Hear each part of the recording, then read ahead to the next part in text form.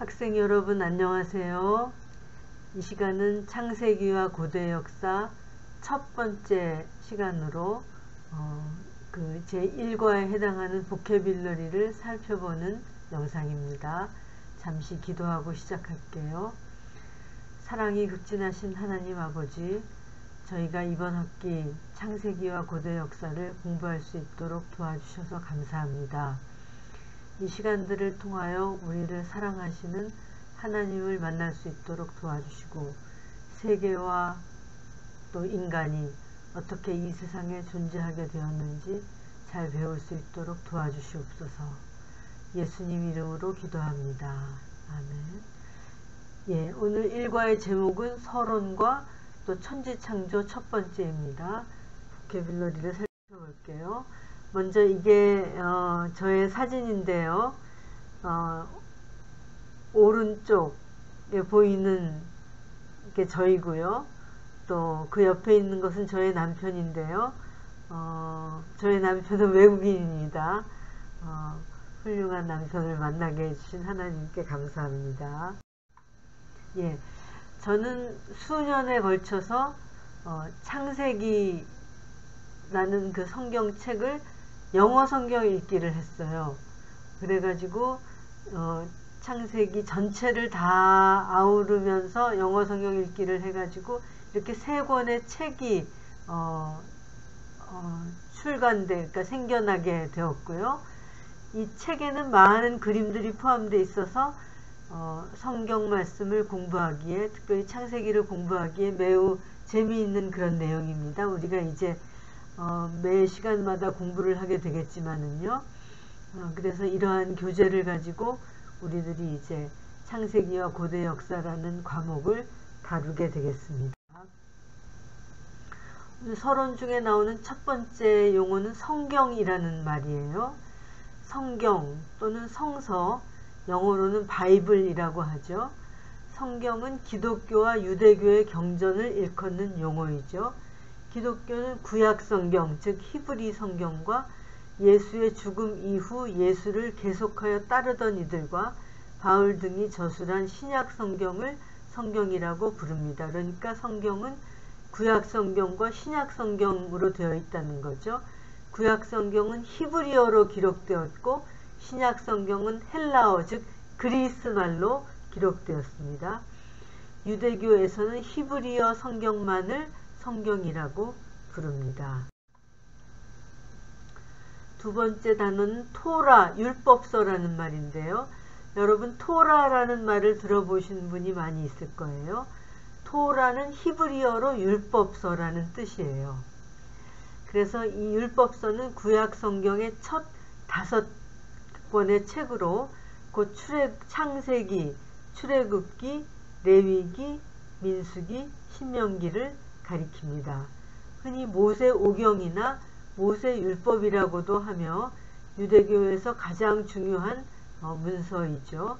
히브리어로는 가르침 혹은 법을 뜻한다고 합니다. 토라, 율법. 다음은 복음서라는 말인데요. 신약 성경 가운데 예수의 가르침과 생애를 기록한 마태, 마가, 누가, 요한복음의 4책을 가리켜서 복음서라고 합니다. 복음서란 고대 그리스어의 좋은 소식이란 뜻을 가진 유앙겔리온을 한자어로 풀이한 것이 복음서예요. 여기 유라는 것이 좋다는 뜻이에요. 안겔리온 한 건 소식이죠. 복음서. 자, 구약 성경은 어떻게 구성되어 있는지 알아볼게요.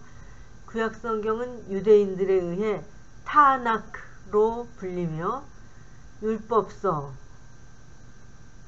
즉 토라, 예언서, 네비임, 및 성문서, 케투빔으로 분류된다. 여기 잘 보시면요. T자가 여기 있죠. 그게 토라에서 나온 글자예요. 여기 N자가 있죠. 여기는 네비임, 예언서라는 말의 첫 글자를 딴 거고요.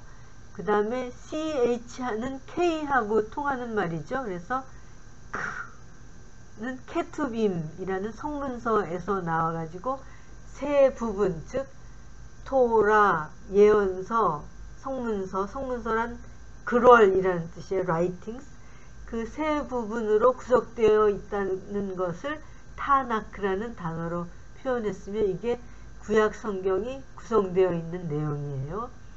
예수님도 신약 성경의 누가복음 24장 44절에서 구약 전체를 가리켜 모세의 율법과 선지자의 글과 시편이라고 언급하셨습니다. 그러니까 율법, 토라, 선지서, 레위임, 그 다음에 시편, 케투빔 이렇게 세 부분으로 되어 있다는 것을 예수님도 언급하셨다는 내용입니다.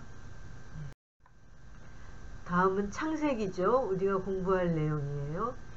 창세기는 히브리어로는 셰페르 베레쉿, 그리스는 게네시스, 영어로는 북 오브 제네시스라고 부르고요.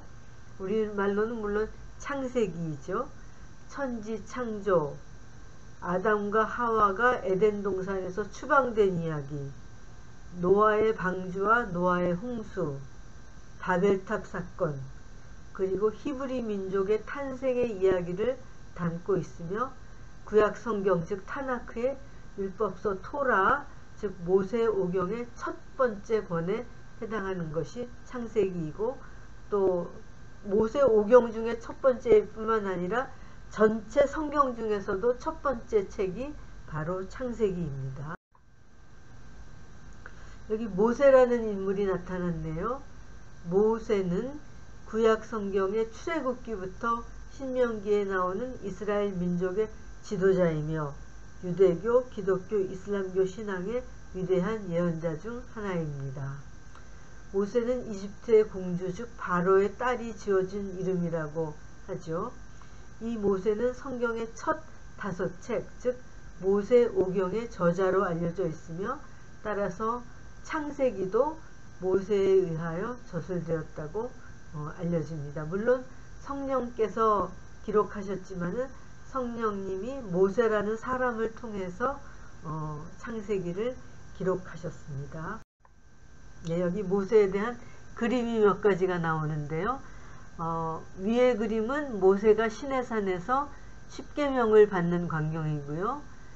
밑에 그림은 모세가 출애굽 당시 홍해바다를 건너고 이스라엘 민족들이 홍해를 통해서 갈라진 홍해바다를 통해서 건너편으로 건너갈 수 있도록 하는 그러한 장면입니다.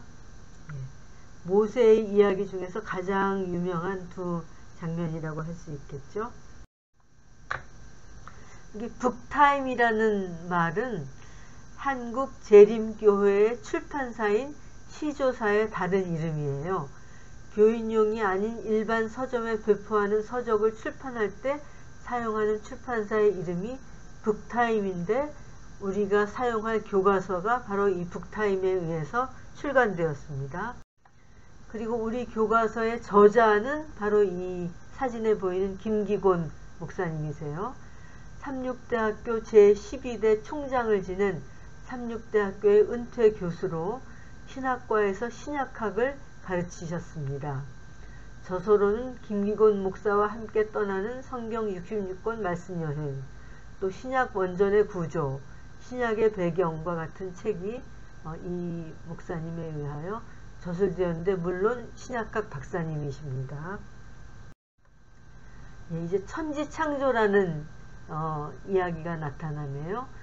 천지창조는 구약 성경 율법서의 첫 권인 창세기 1장 1절에서 2장 4절 전반부에 기술되어 있는 창조의 기록이에요. 이에 의하면 하나님께서는 천지 만물을 6일간에 걸쳐 창조하셨습니다. 제1일에는 빛을, 제2일에는 천공 즉 궁창을, 제3일에는 땅과 식물, 제4일에는 태양과 달 그리고 별, 제5일에는 물고기와 새, 제6일에는 기타 동물과 이를 지배하는 인류를 하나님의 형상을 따라서 창조하셨다고 기록되어 있습니다. 제7일에는 창조의 일이 완성되었음을 축복하여 휴식하고 이 날을 거룩하게 하셨는데, 이 날을 바로 안식일이라고 그렇게 부르죠. 예. 이제 진화론에 대해서 좀 살펴볼게요.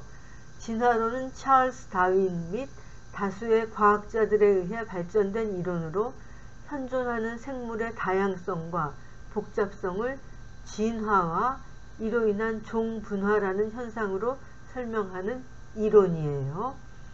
이는 생물 집단이 여러 세대를 거치면서 변화를 축적해서 집단 전체의 특성을 변화시키고 나아가 새로운 종의 탄생을 형성하였다고 설명하는 생물학 용어입니다. 우연에 의한 변화, 적자 생존을 그 분화의 기본 현상으로 설명하는 것이 바로 진화론이죠. 예. 중간골이라는 말이요. 생물이 원래의 종에서 다른 종으로 분화 혹은 진화할 때의 중간 과정이나 과도기적 모습을 뚜렷하게 보여주는 화석을 중간 단계 화석이라고 말하는데, 많은 중간 단계의 화석을 발견하지 못하고 있는 상태이며, 이 경우 진화의 거리감이 굉장히 커져 생물의 변화 과정을 매끄럽게 확인할 수 없는 게 사실이죠. 그렇기 때문에 중간고리가 발견되지 않는다는 사실은 강력히 창조설을 뒷받침하는 논증으로 사용되고 있습니다. 다음 그림을 보면은 좀 더 이해가 쉬울 텐데요. 중간고리가 발견되지 않음이라는 제목을 붙였어요. 진화론에 의하면은 물고기가 점점 진화해서 양서류가 되고, 양서류가 점점 변해서 파충류가 되고, 파충류가 점점 진화하여 포유류가 되었다는 것이 말하자면 진화론의 이론인데요. 그렇다면은 단지 물고기나 파충류 또는 포유류의 화석뿐만 아니라 이 오랜 시간에 걸쳐서 변화되었다는 중간 단계 생물들의 화석들이 많이 발견되어야 할 텐데요. 그러나 실상 현실에서는 이 중간 단계의 동물들의 화석이 발견되지가 않습니다. 중간고리가 발견되지 않아요. 그래서 갑자기 그래서 과학자들은 심지어는 돌연진화론이라는 말을 사용하죠. 왜냐하면은 서서히 진화했다는 증거를 찾을 수가 없고, 갑자기 더 고등된 생물이 나타나기 때문이에요. 그래서 중간 단계가 발견되지 않는 것은 실상인즉 진화론보다는 성경에 나타나는 창조론을 뒷받침하는 면이 더 크다 하는 것을 우리가 이 그림을 통하여 좀 확인을 할 수 있습니다. 다음은 연력학 제2법칙에 관하여 살펴볼게요. 물리학에서 연력학 제2법칙, Second Law of Thermodynamics 라고 부르죠. 이것은 열적으로 고립된 개에서 매 시각마다 개의 거시 상태의 엔트로피를 고려했을 때 엔트로피가 더 작은 거시 상태로는 진행하지 않는다는 법칙이에요. 즉 자연적인 현상은 질서도가 떨어지는 방향으로 진행한다는 것이, 그게 바로 연력학 제2법칙이죠. 엔트로피가 증가하는 방향으로, 즉 질서가 더 무질서하게 되는 방향으로 자연적인 현상은 발생한다 하는 것이 연력학 제2법칙으로 설명되는 내용입니다. 또 그림에서 한번 살펴볼게요. 그것을 엔트로피 증가의 법칙이라고도 하는데요. 이게 바로 연력학 제2법칙이죠. 어떤 질서 있는 상태가 시간이 흐르면은 자연적으로 일어나는 현상은 무질서한 것으로 된다는 거예요. 질적으로 쇠퇴한 에너지가 된다 하는 뜻이죠. 자발적으로 일어나는 모든 과정은 엔트로피가, 즉 무질서도가 증가하는 방향으로 변한다는 것이 바로 엔트로피 증가의 법칙이에요. 우리가 한번 집을 하나 생각해 봅시다.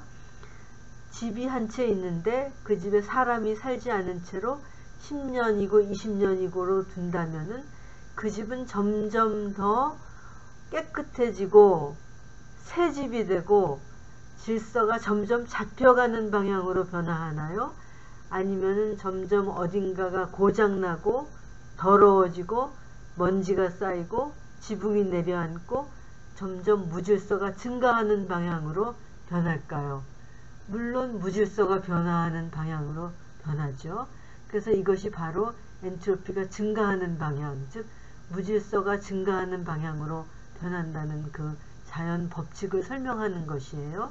그런데 만일에 그 질서를 유지하고 싶다든지 더 질서 있는 방향으로 나아가기를 원한다면 거기에는 에너지가 가해져야 되죠. 그래서 사람이 청소도 해야 되고 집을 수리도 해줘야 되고 그렇게 잘 돌봐줄 때에 비로소 유지가 되든지 아니면은 또 집을 리모델링을 하면은 더 아름다운 방향으로 더 질서 있는 방향으로 변할 수 있겠죠. 그러나 자발적으로 자연현상으로 일어나는 것은 더 질서 있는 방향으로 가지는 않는다는 거예요. 그래서 더 질서도가 낮은 그러한 생물에서 점점 더 고도로 질서화된 그러한 동물로 자연적으로 진화한다 하는 것은 연력학 제2법칙과는 맞지 않는다 하는 것을 설명하는 것이 많은 그리스도인 과학자들의 입장입니다. 빛이요. 빛은 천지 창조 주간 중 하나님께서 최초로 창조하신 것으로 그 이후 창조된 모든 물체의 재료로 사용되었다고 간주되는 것이 빛입니다. 그래서 하나님께서 처음으로 창조하신 것이 빛이라고 나타나죠. 요즘 과학자들에 의하여 발견되는 것은 빛은 파동일 뿐 아니라 점점 나누어져서 빛이 하나의 입자구나 하는 것을 요즘 과학자들은 발견하고 있어요. 그래서 모든 창조물의 재료가 되는 것이 빛이다 하는 것이 밝혀지고 있습니다. 다음은 날이라는 단어예요. 24시간으로 구성된 하루, 성경에서 날이 서수 즉 첫째, 둘째라는 서수와 함께 사용되었을 때에는 언제나 24시간의 문자적 하루를 가리킵니다. 히브리어는 히브리 말로는 욤이라고 하는데 굉장히 멋있죠? 꼭 붓글씨 쓴 것 같아요. 욤이라고 읽고요. 영어로는 물론 day이죠. 그래서 성경에는 6일 동안에 하나님께서 천지를 창조하셨다라고 기록되어 있습니다. 대기권이라는 단어예요. 천체의 주위를 대체로 일정하게 둘러싸고 있는 기체층을 말하며 별다른 조건 없이 대기라고 표현할 때는 일반적으로 지구 대기권을 가리키는 말로 쓰입니다. 생명체가 호흡할 수 있도록 해주고 운석이나 기타 위협적인 요소들로부터 생명체를 보호하기 위해 필수적인 요건이죠. 그래서 대기권 안에는 공기가 들어있고요. 그러니까 산소를 포함한 공기가 들어있고요. 또 이 대기권은 태양으로부터 또 다른 천체로부터 오는 해로운 우주선들을 예를 들면 무슨 오존이라든지 방사선이라든지 이런 해로운 우주에서 오는 빛들, 그러니까 우주선들을 막아주는, 그래서 생명체를 보호해주는 역할을 하고 있습니다. 다음은 종이라는 말이에요. 종, 영어로 스피시스라고 하죠. 종은 생물 분류 단계 중 가장 낮은 단계이며 속의 아래입니다. 생물을 분류하는 여러 단계를 생물 분류 체계라고 하며 이 체계에서 가장 작은 분류 단계를 종이라고 합니다. 멘델의 유전 법칙에 의하면 종이란 서로 생식을 통하여 같은 유전자 구성을 갖는 자손을 낳을 수 있는 개체군의 집단이라고 규정되며 이 말은 즉 종을 뛰어넘는 변이나 증식은 일어나지 않는다는 의미예요. 예를 들면 사자와 호랑이가 교배를 해가지고 라이거스가 태어났다고 합시다. 그래서 첫 번째는 혹시 태어날 수 있었지만은 더 이상 자손을 번식할 수가 없어요. 그래서 종의 한계를 뛰어넘지 못한다 하는 거고요. 또 당나귀하고 뭐죠? 노새가 태어나는 건데요. 제가 깜빡 잊어버렸는데요. 어쨌든 노새라는 동물이 태어나긴 하는데 그 노새도 생명을 자손을 번식할 수가 없어요. 그래서 당대로 그치고 맙니다. 그래서 종을 뛰어넘는 변이나 증식은 일어나지 않는다는 것이 우리가 자연 현상에서 보는 건데요. 그런데 진화로는 종이 다른 종으로 자연스럽게 변했다는 것이 진화론이잖아요. 그래서 자연 현상과 일치하지 않고 또 멘델의 유전 법칙과도 일치하지 않는구나 하는 것을 저희들이 볼 수가 있습니다. 광명체예요. 땅에 빛을 비추는 천체로 창세기 기록에 의하면 넷째 날에 하나님께서 광명체를 하늘의 공간에 있게 하셨다고 기술되어 있습니다. 이는 해와 달을 나타내죠. 그러나 빛은 두 광명체에 의하여 생겨나는 것이 아니며 빛 자체는 이미 그 전에 창조되어 있었고 그 빛이 이 광명체를 빌어서 이제 우리에게 전달이 되는 거죠. 예, 광명체입니다. 해와 달과 별 이런 것들을 광명체라고 기록하였어요. 여기 간격설이라는 말인데요. 간격이라는 말이 갭이라는 말이죠. 그래서 영어로는 갭 티어리라고 합니다. 오랜 지구 창조설의 일환으로 지구의 처음의 혼돈 상태와 6일간의 창조 사이에 긴 시간이 존재했던 것으로 설명하는 학설입니다. 즉 지구 자체는 이미 창조 주간 이전에 창조되어 존재하고 있었으며 그 후 지구 위에 창조가 이루어졌다는 이론이에요. 그래서 지구라는 것 자체는 이미 요즘 말하는 대로 수천 년, 수만 년 전에 창조되었을 수도 있지만은 지구를 중심으로 한 생명체들과 또 지구의 현상들이 창조된 것은 바로 창세기 1장 2절부터 나타난 창조 주간이다 하고 이렇게 설명하는 것을 갭 티어리라고 합니다. 이것에 관해서는 수업 시간에 좀 더 살펴보도록 할게요. 이제 19번째 말은 안식일이라는 말입니다. 성경에서 하나님이 천지 만물을 6일간 창조하시고 제7일에 안식하셨으므로 모든 일을 쉬고 하나님의 창조를 기념하는 날이며 십계명에도 네 번째 계명으로 포함되어 있습니다. 성경에서 안식일은 7째 날로 표현되어 있으며 오늘날의 요일상으로는 토요일에 해당을 하죠. 예, 여기 제가 달력을 하나 붙여놨어요.